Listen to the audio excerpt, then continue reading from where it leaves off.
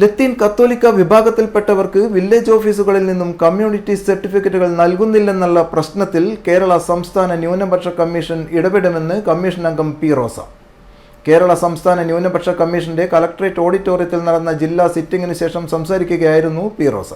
Village ഓഫീസുകളിൽ നിന്നും സർട്ടിഫിക്കറ്റുകൾ നൽകാത്തതിനാൽ ലത്തീൻ കത്തോലിക്ക വിഭാഗത്തിലുള്ളവരുടെ കുട്ടികൾക്ക് അർഹമായ പല ആനുകൂല്യങ്ങളും ലഭിക്കുന്നില്ലെന്നാണ് കമ്മീഷന് ലഭിച്ച പരാതിയിൽ പറയുന്നത്. സംസ്ഥാനത്ത് ആകെയുള്ള പൊതുവായ പ്രശ്നമാണെന്നും ആവശ്യമായ ഇടപെടലുകൾ കമ്മീഷൻ നടത്തുമെന്നും അവർ പറഞ്ഞു. ഇന്ന് 12 കേസുകളാണ് പരിഗണിച്ചത്. അതിലൊരു കേസ് തീർപ്പാക്കി, ബാക്കി 11 അടുത്ത സിറ്റിംഗിലേക്ക് മാറ്റിവെച്ചു. പുതിയൊരു പരാതി ലഭിച്ചിട്ടുണ്ട്. ആ പരാതി എന്ന് പറയുന്നത് ലത്തീൻ കാത്തലിക്സിന് കമ്മ്യൂണിറ്റി സർട്ടിഫിക്കറ്റ് വില്ലേജ് ഓഫീസിൽ നിന്ന് കൊടുക്കുന്നില്ല എന്നുള്ള പരാതിയാണ്. അത് സംസ്ഥാനത്താകെ ഈ പരാതി നിലനിൽക്കുന്നുണ്ട്.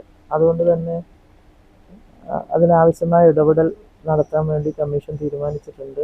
അവർക്ക് അർഹതപ്പെട്ട ആനുകൂല്യമാണ് കമ്മ്യൂണിറ്റി സർട്ടിഫിക്കറ്റ് ലഭിക്കുക എന്നുള്ളത്.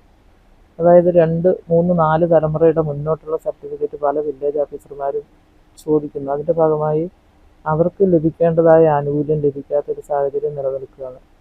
അപ്പോൾ അത് പരിഹരിക്കാൻ ആവശ്യമായ ഇടപെടൽ നടത്താൻ കമ്മീഷൻ തീരുമാനിച്ചിട്ടുണ്ട്. അങ്കണവാടിയിൽ നിന്നും വിരമിച്ച ജീവനക്കാർക്ക് പെൻഷൻ കിട്ടുന്നില്ലെന്നുള്ള പരാതിയിൽ 3 മാസത്തിനുള്ളിൽ തീരുമാനമെടുക്കാൻ വനിതാ ശിശുവികസന വകുപ്പിനോട് ആവശ്യപ്പെട്ടു. കമ്മീഷൻ സിറ്റിംഗിൽ പരിഗണനയിൽ വന്ന 12 പരാതികളിൽ ഒരെണ്ണം തീർപ്പാക്കി. പുതിയതായി ലഭിച്ച ഒരു പരാതി കമ്മീഷൻ ഫയലിൽ സ്വീകരിച്ചു.